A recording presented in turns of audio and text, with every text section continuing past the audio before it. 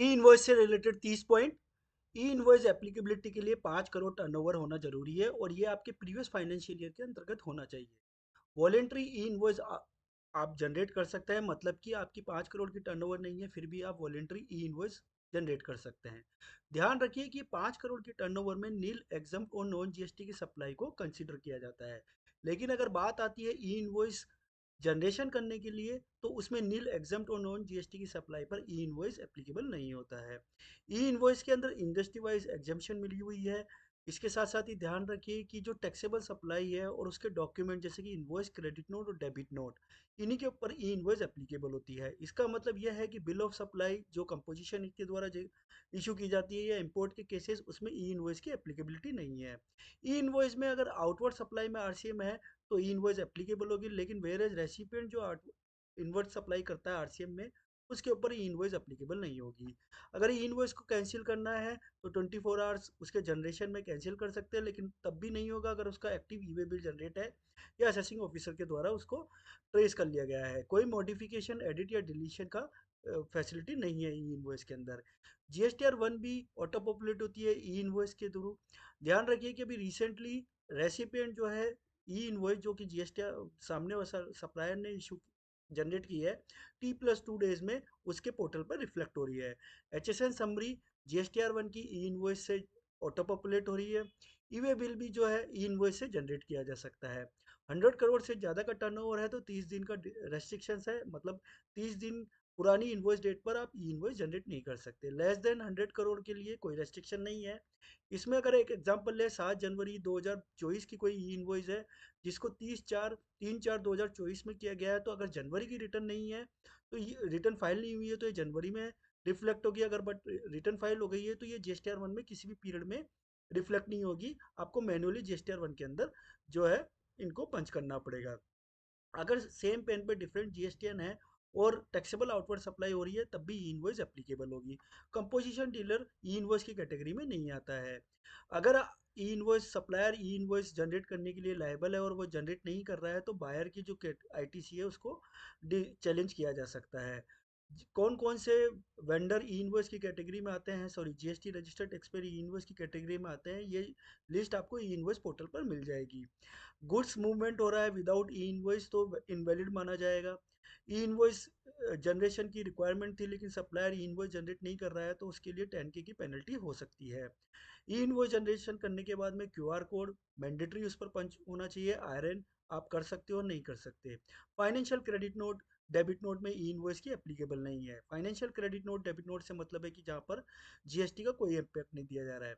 ध्यान रखिए आने वाले टाइम में हो सकता है कि आपका जो रेसिपिएंट है वो आपको बोले कि ई इनवॉइस के अंदर पीओ नंबर भी डालिए, क्योंकि पीओ नंबर ई इनवॉइस के अंदर आ रहा है लेकिन अभी ये मैंडेटरी नहीं है। अगर आपने एक बार एक इनवॉइस पे आयरन जनरेट कर लिया, आपने उस आयरन को भले ही कैंसिल कर दिया हो या कैंसिल नहीं किया हो, अगर सेम इनवॉइस नंबर वापस अपलोड कर रहे हैं आयरन जनरेशन के लिए तो आपको एरर आएगा। SCZ यूनिट ही केवल एग्जाम्प्ट है ई इनवॉइस की कैटेगरी में। SCZ डेवलपर को स्टिल ई इनवॉइस एप्लीकेबल है। Banking, NBFC, GTA, passenger service इत्यादि भी ई इनवॉइस में नहीं आते हैं। लेकिन अगर आप नॉर्मल सप्लायर है और बैंकिंग, एनबीएफसी इत्यादि को सप्लाई कर रहे हैं तो आपके अगर आप ई इनवॉइस की कैटेगरी में आते हैं तो आपको ई इनवॉइस जनरेट करना पड़ेगा। ई इनवॉइस के अगर मैं बेनिफिट की बात करूँ तो ध्यान रखिए कि आने वाले टाइम में हो सकता है GSTR 1 जो है वो आपकी कंप्लीटली ई इनवॉइस से ही ऑटो फिल होके आए। B2B सप्लाई, तो B2B के लिए पूरा ई इनवॉइस अगर आप दायरे में आते हैं तो इनवॉइस जनरेट करना है। HSS समरी इन्होंने दे ही दिया है। नील एग्जाम नॉन जीएसटी की सप्लाई आपको कंसोलिडेट देनी होती है। B2C की सप्लाई आपको कंसोलिडेट देनी होती है। आने वाले टाइम में हो सकता है कि B2C की सप्लाई पर भी ई इनवॉइस एप्लीकेबल हो जाए।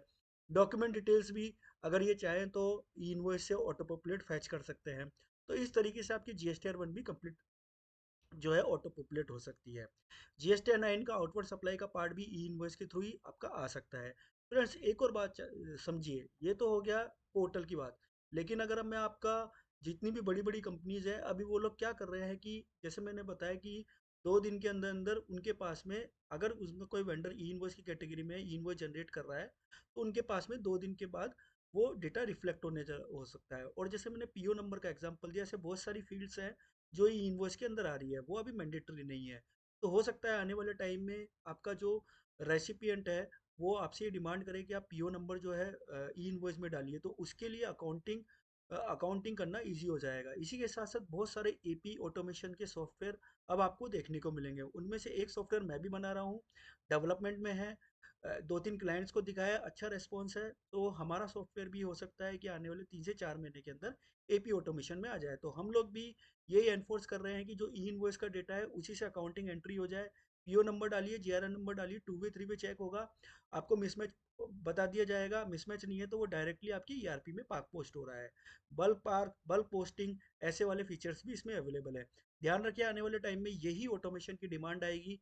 मैक्सिमम 1 साल के बाद में जो अकाउंटिंग फील्ड के काम हो रहे हैं उसमें 50 से 60% जो है मैनुअल इंटरवेंशन पूरा खत्म हो जाएगा। जीएसटी रिकन्सिलेशन, अगर मैं गलत नहीं हूँ तो ई इनवॉइस का डेटा लेके अगर कोई अपना अकाउंटिंग कर रहा है तो 99.99% एक्यूरेसी के साथ में जीएसटी रिकन्सिलेशन होगा, वो भी थ्रू ऑटोमेशन।